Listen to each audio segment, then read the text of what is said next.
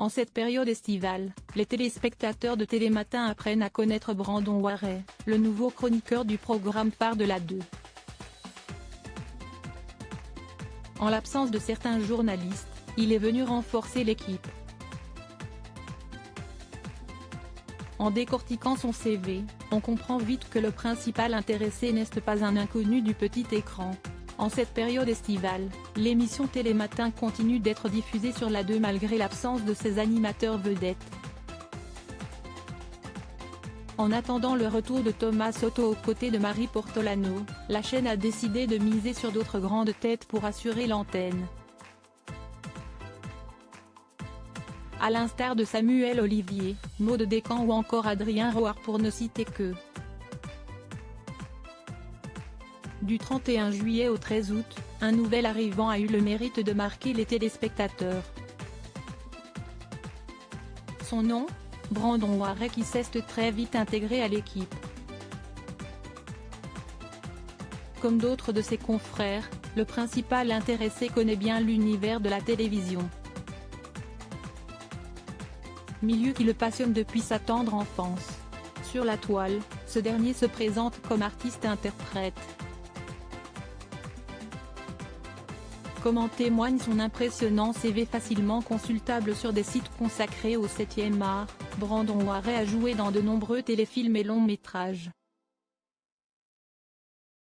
Notamment à 2 reprises dans Un village français, France 3, ou encore Nos chers voisins, TF1. En parallèle, le principal concerné a aussi mis la main à la pâte pour mettre en boîte des documentaires historiques. Notamment un sur le massacre du village d'Oradeur-sur-Glane.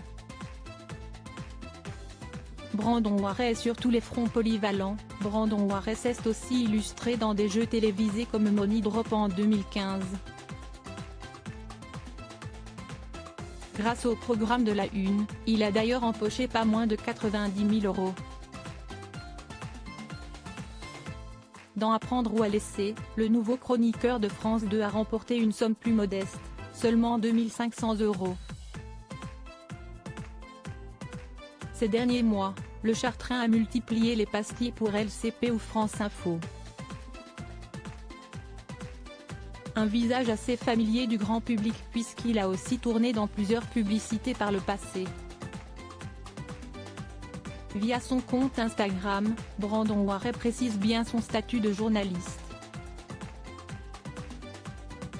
En véritable couteau suisse, il s'est également lancé sur YouTube pour mettre à l'honneur des vidéos axées sur le patrimoine français, son domaine de prédiction.